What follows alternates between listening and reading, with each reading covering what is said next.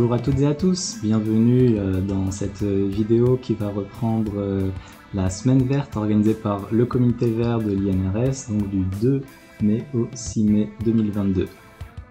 Alors avec nous, nous avons Flandrine, Marek et Alice. On va parler de gestion des déchets, on va parler d'environnement. À l'INRS, je dirais qu'il y a eu un effort qui a été fait ces dernières années pour faire en sorte qu'il y ait une meilleure gestion des déchets. À chaque étage, maintenant, il y a différentes poubelles qui sont disponibles, entre autres une poubelle de compostage, mais aussi une poubelle de recyclage. Et la gestion des déchets, quelque chose que l'on ne sait pas, par exemple à l'INRS, c'est où vont les déchets après transformation. Puis je pense que cette question est un petit peu plus large. Donc c'est toujours intéressant de se questionner, puis plus largement d'essayer de sensibiliser sur la question des déchets pour dire c'est quelque chose d'énorme lié à nous les humains, on jette énormément. Donc est-ce que parce qu'il y a quelques poubelles à l'INRS, ça règle le problème et ça veut dire que les déchets sont résolus? Je ne pense pas. Alors nous, on est à l'INRS ici au centre UCS, Urbanisation, Culture et Société.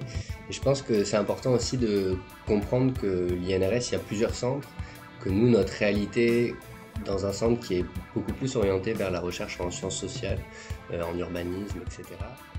Et puis ce qui a initié cette idée de projet de développement, en tout cas pas de développement durable, mais d'action verte du comité vert, c'était aussi une réflexion par rapport à ce que Flandrine disait sur qu'est-ce que deviennent ces déchets.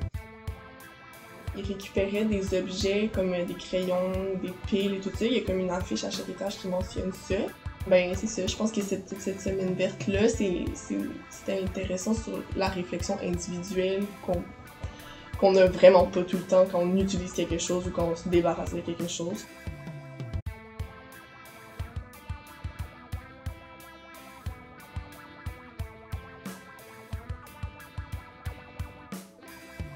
Donc avec le comité vert, on a organisé 3 jours d'action pour surtout de sensibilisation.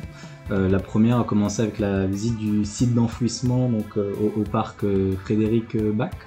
J'ai trouvé cette visite vraiment très intéressante. J'avais aucune idée du lieu, de l'existence de cet endroit, de l'histoire de cet espace qui était avant une immense carrière de craie et qui a servi après son utilisation en carrière comme site d'enfouissement, puis aujourd'hui qui fait l'office plus ou moins, si on peut dire, d'un grand projet urbain, d'un grand projet de création d'un parc urbain qui viendra un petit peu en concurrence de Mont-Royal.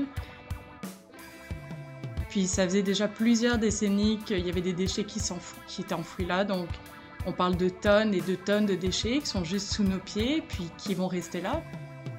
Et moi j'aime bien ce point de on fait comme on peut avec les déchets. Et puis dans l'intervention d'avant, il y a cette idée que les déchets, on les met dans nos poubelles, etc. Il y a quelqu'un qui vient les récupérer, elles disparaissent de nos vies et puis ça paraît... c'est magique, c'est plus là. Donc on a fait notre part des choses, on a fait le recyclage, c'est super. Et puis finalement, on se rend compte que non, ça finit stocké quelque part. Mine de rien, le sac poubelle, après, il va faire un jus de poubelle qui, on se rend compte à travers cette visite, est en fait ultra nocif pour les nappes phréatiques, etc. Donc il y a énormément de dangers par rapport à ça. Non, c'était une très belle visite, très intéressante. Du début, donc de toujours réfléchir à ce qu'on utilise, puis tu sais, je pense que c'est vraiment ça la première réflexion. Après, c'est impossible aussi, avec le mode de vie qu'on s'est créé, qu'on a imaginé puis qu'on a développé, c'est un peu difficile d'imaginer un retour en arrière, mais c'est quand même... c'est ça, moi je pense que c'est vraiment d'avoir toujours les réflexions de comment on peut réutiliser les choses. Donc c'est ça, on revient toujours à ce point en fait de la réduction des déchets au départ, et je pense que c'était un peu l'idée, l'initiative de cette semaine verte, c'est-à-dire que c'est pas une question de recyclage comme tu disais Marek, d'amener la communauté de l'INRS à réfléchir à chaque feuille, à chaque stylo à chaque chose qu'ils utilisent, donc de penser à l'après. Donc je pense que la visite du site d'enfouissement nous a permis de voir ce qu'on ne voit jamais. Surtout, c'est parce que ce méthane, plus il reste dans le sol, plus il risque d'être aussi une bombe et exploser en fait, parce que c'est un gaz qui est très fort et que s'il est en trop grosse concentration, il peut exploser. La transformation du méthane en électricité produit aussi du CO2. Donc certes c'est moins dangereux que le méthane, mais ça reste quand même une production de gaz à effet de serre. C'était un bon exemple, c'était une chouette découverte. Sa mise en échelle, je ne sais pas à quel point elle est réalisable. Mais oui, je pense qu'on va avoir du méthane en sous-sol pendant plusieurs centaines d'années encore. On va vite se retrouver en fait avec un manque d'espace. Je crois que d'ici 2030, le site d'enfouissement qui est à l'extérieur de Montréal sera plein.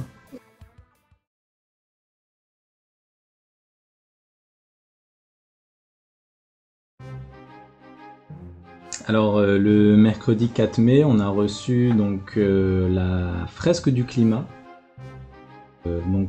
qui permet de vulgariser en fait les causes à effet des actions humaines sur notre écosystème.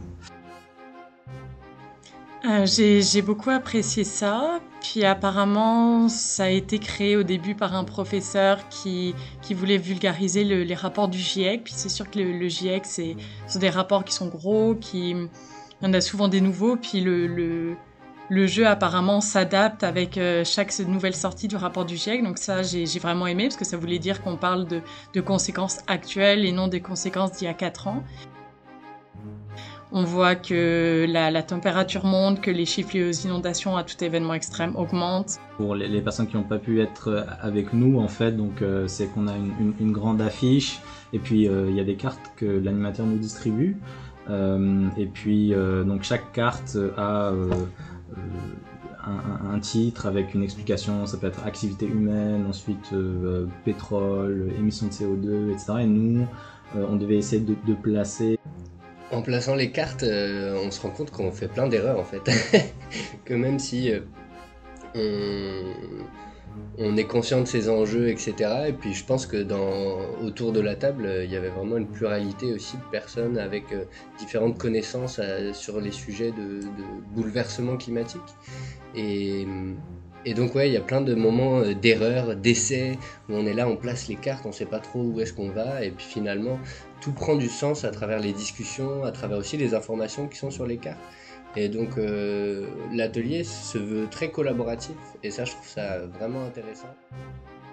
Que ce sera à nous d'aller le chercher aussi, d'aller élargir ces formations à l'ensemble du personnel de l'INRS, aussi bien administratif, professoral, que dans les autres centres aussi, où comme on le disait, il y a des enjeux qui sont vraiment différents et puis originaux, et donc dans lesquels on a chacun notre devoir aussi.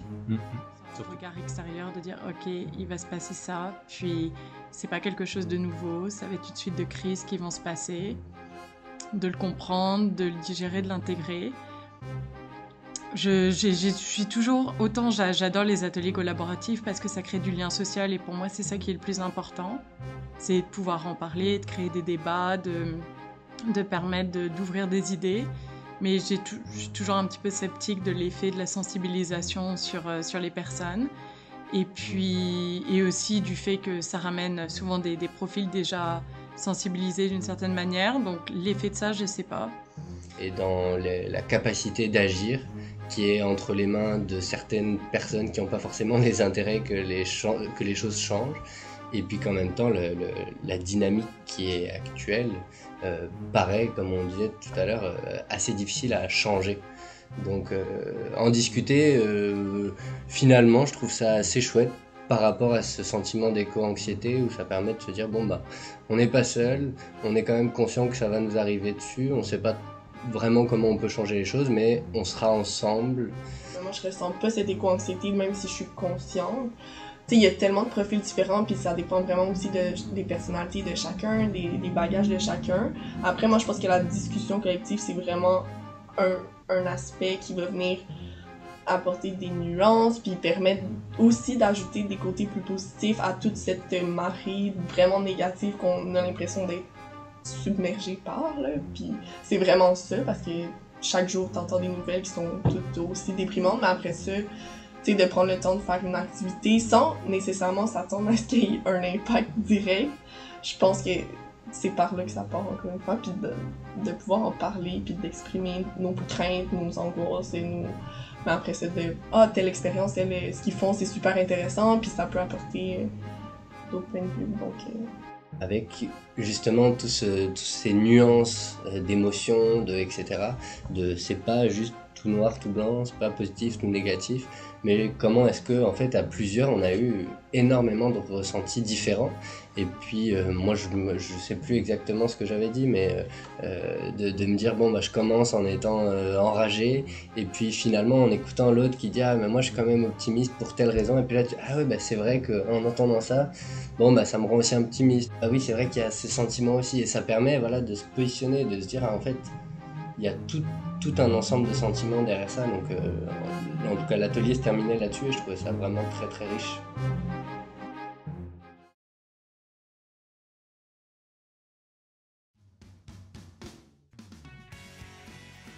On a essayé d'organiser un barbecue végétarien zéro déchet.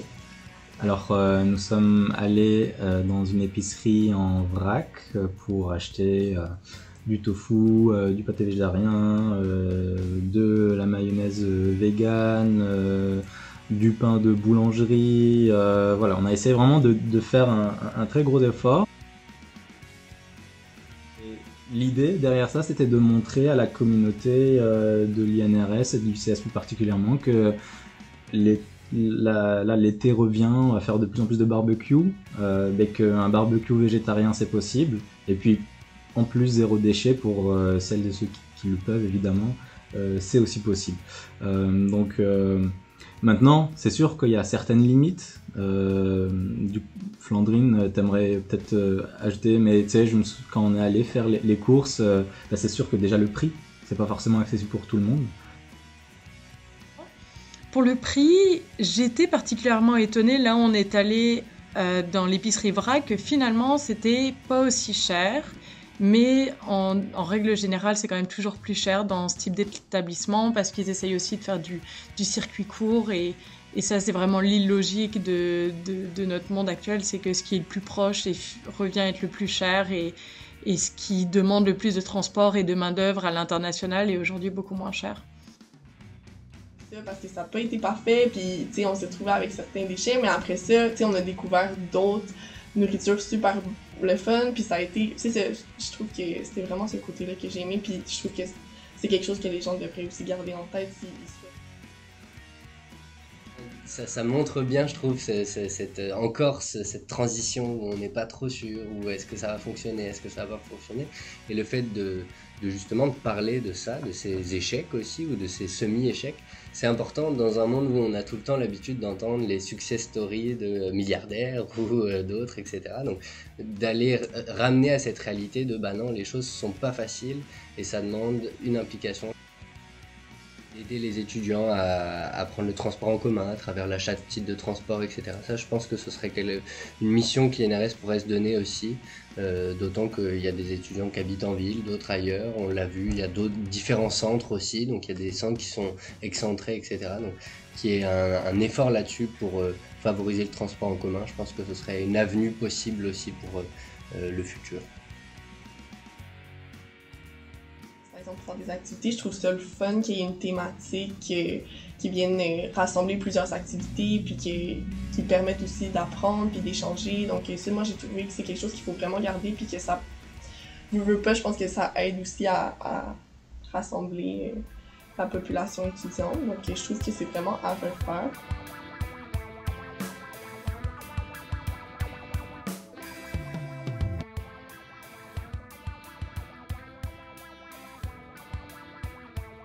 Je dirais que c'était plus c'est toute la pétale, là, vigilance et anticipation et intérêt, parce que je pense que le fait que ça m'a plus appris des choses, je pense que ça je veux dire, j'ai pas appris qu'il y a un changement climatique, mais d'apprendre plus les termes et tout ça, tu sais, c'est comme si au lieu d'être dans la partie plus stress et tout ça, j'étais plus dans la partie comme, OK, tu en apprends plus. Puis surtout que la partie plus, mettons, tu sais, conflit, immigration, blablabla, tu sais, c'est ce qu'on voit plus dans nos domaines, mais que toute la partie plus scientifique, tu sais, on dirait que ça m'a comme juste plus ouvert une porte.